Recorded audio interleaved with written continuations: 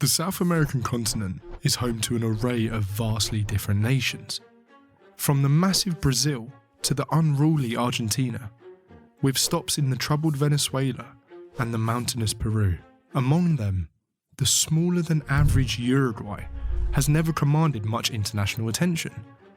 Yet, in 2024, this tiny nation sticks out as one of Latin America's economic success stories. It has a sprawling middle class, grows at a consistent pace, and has one of the lowest poverty rates in the region.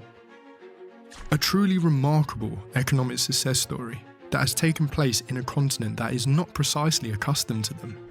But how did Uruguay manage to become an outlier in the region? And more importantly, how did Uruguay manage to become one of Latin America's economic powerhouses? The truth is that Uruguayan economic success might have less to do with its actual economy, and more to do with the fact that the country is a political outlier in the region. Like many other countries in the region, Uruguay had a dictatorship in its recent history. It was in 1973, after a period of economic unrest marked by high inflation and a considerable production decrease that negatively impacted the country's economy. In this context, social turmoil broke out in the country. Urban guerrillas perpetrated attacks in the streets of Montevideo, the country's capital. A dire situation in which the police proved incapable of bringing the country back under the authorities' control. The situation turned so bleak that the government was forced to call in the army. The army, brought into the conflict by the government, waged an ultimately successful counterinsurgency campaign against the guerrillas and took power away from the hands of the very unpopular political elites. The military regime that resulted was brutal and ferocious. Thousands of people were sent to prison, most notably the future president of Uruguay, José Mujica, who was arrested during the military dictatorship and spent over 13 years in prison, most of it in solitary confinement, and much of it under brutal conditions. But it wasn't just Mujica. Many Uruguayans suffered the same fate, with many being kidnapped, tortured, and even murdered by the regime. This brutal chapter of Uruguay's history lasted until the 80s. At that point, the difficulties for the country in gaining access to foreign capital forced the military government to the negotiating table. It was there that the military leaders reluctantly accepted the return of democracy. As such, since 1985, the country has enjoyed the perks of a democratic framework that guarantees civilian rule. Within this system, Uruguay has been fairly stable for a long time, a feature not often shared by other countries in the region.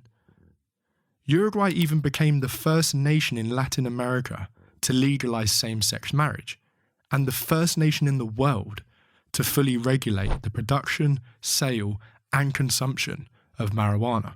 Aside from these progressive benchmarks, today Uruguay is in the top 20 of the world's most democratic countries.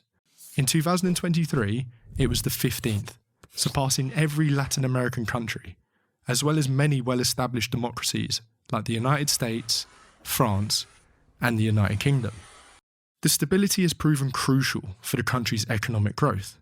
A stable democracy not only means that the citizens get to choose their leaders, it also signals the existence of a sound and trustworthy legal framework. A strong legal apparatus is one of the many important aspects that foreign investors consider before investing money overseas. Uruguay's first major economic boom took place in the 90s, thanks in part to the program of reforms executed by the government of Luis Alberto Lacalle. This administration greatly liberalised the country's economy, but above all, in 1991, it made sure Uruguay joined the Mercosur trade agreement, along with neighbouring Argentina, Brazil, and Paraguay. This agreement cut off tariffs and, in general, made trade between members easier. As a consequence, Uruguay's economy grew considerably. Between 1992 and 1998, the average GDP growth rate stood at 5%. The next years proved rocky for the Uruguayan economy. Surprisingly, its economic problems then didn't even start on its own soil, but rather on neighbouring Argentina's.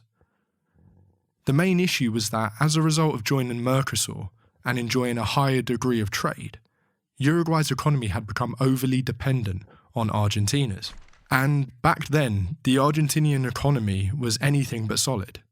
Heavily indebted, the country was experiencing a persistent recession that lasted almost 3 years.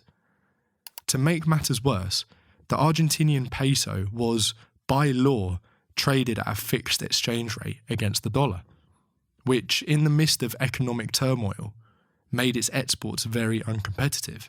The economic crumbling of Argentina ended up causing a sprawling bank run that threatened to butcher the country's banking system. The government, in an effort to thwart the economic crisis, imposed a series of economic restrictions known as El Corralito that entailed a freeze of all bank accounts. The consequences for Uruguay were severe and hard-hitting. Montevideo was forced to execute its own version of El Corralito and halt banking operations in order to avoid its own bank run. Perhaps if the nation had sounder banking regulations, it could have avoided the damning economic crisis that ensued. Instead, it triggered a considerable recession that peaked in 2002 with a 7.7% contraction of the Uruguayan economy. The next decade was, however, one of consistent success for the country's financial standing. Again, Uruguay recorded an average growth rate of more than 5% between 2004 and 2014, cruising through the 2008 global financial crisis moderately unscathed. The country had managed to grow for 12 consecutive years, partly under the leadership of formerly imprisoned Jose Mujica, fondly referred to as the world's poorest president, who served in the role from 2010 to 2015, and oversaw a particularly progressive agenda, such as the legalization of same-sex marriage, the full legalization of marijuana, and the reduction of poverty and inequality through various social programs. Mujica aimed to redistribute wealth and provide better access to education and healthcare.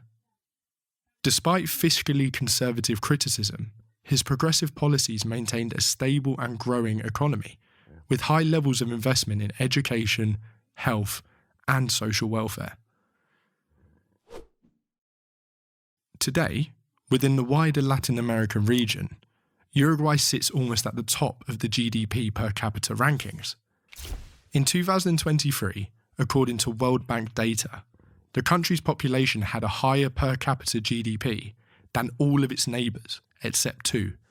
Puerto Rico, benefited by its unorthodox relationship to the United States, and Panama, aided by a strategic location, its world-famous canal, and its cheeky tax haven status. All things considered, and despite its overall positive economic situation, 2023 was not a great year for the Uruguayan economy. A severe drought hit the country between the end of 2022 and mid-2023, heavily impacting the country's agricultural sector. In such a context, in 2023, according to the World Bank, the economy registered a meagre growth of 0.4%. That year was, however, an outlier. Before that, the country had solid growth in 2021 and 2022 of 5.6 and 4.7% respectively, following the 2020 recession triggered by the coronavirus pandemic. Now, according to the IMF, Uruguay's economy is expected to close 2024 with a GDP growth of 3.3%. In 2025, the country is expected to grow at least an additional 2.9%. The industrial sector of Uruguay stands out as the country's main GDP contributor, accounting for 17.6% of its gross domestic product and employing a sizable 18% of the total active population. Agriculture and animal food processing account for half of the industrial output of a country that is heavily reliant on agriculture. Other important manufacturing activities in Uruguay are the production of beverages, especially wine. Another is the production of coal and oil, and finally, the production of construction materials and textiles. Agricultural exports make up for a considerable portion of Uruguayan economic activity. This sector makes up an estimated 7.3% of the country's GDP and employs around 8% of the active population. 90% of its agricultural land is devoted to livestock breeding, and in 2023, beef was its number one export. The services sector contributes more than 60% of the total GDP, employing over 70% of the active population, mainly in the finance and tourism categories. In terms of tourism, Uruguay is growing at a rapid pace. In 2023, the country welcomed 3.5 million tourists, marking a 55.5% increase compared with the previous year. Foreign investment in the country also continues to increase. In 2022, it tripled the previous year's stock, reaching $9.3 billion. The country continues to be seen as a solid place to allocate resources due to a mix of tax incentives and the growth of sectors like paper manufacturing and renewable energies. A good example of this was the announcement made in 2023 by Chile's HIF Global of their intentions to invest $4 billion in an e-fuel production plant in Uruguay. But, above all, one of the features that best reflects Uruguayan economic success is its sprawling middle class. In a region where, at best, the middle class of a country makes up 1/3 of its population, Uruguay can boast that out of all of its citizens, almost 2/3 are part of this economic cohort, which once was the main success metric for major economies in the world. This development was possible because Uruguay not only was the first Latin American country in establishing a welfare state, but also one of the most advanced in terms of social protections. This governmental model has been thoroughly defended by Uruguayans. For example, Uruguayan citizens refused to sell state-owned enterprises via referendum in the 1990s. Then, more than 70% of Uruguayans refused the idea of privatizing companies, such as state-owned petroleum company ANCAP and the telecommunications company Antel. A resounding repudiation in an increasingly pro-privatized neoliberal era. The truth is that, besides having a growing middle class, there is another indicator that speaks loudly to Uruguay's success. In a region where poverty is a prevalent problem in many countries, only 9.1% of Uruguayans live under the international poverty line of $6.85 per person per day. In neighbouring Brazil, in 2022, it was 23.5% of the population and 40% in Argentina.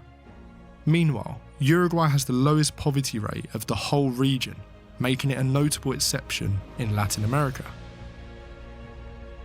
In 2024, the country held its most recent elections. All went smoothly, and in the end, Uruguayans had to decide between two moderate candidates that argued about the relatively mundane and typical crime policies, pensions, and the quality of schools. A rather boring political picture, which is becoming increasingly rare across the region and beyond. One that points to a society that maintains a type of political stability that has allowed for incredible and consistent economic growth in a rather volatile region.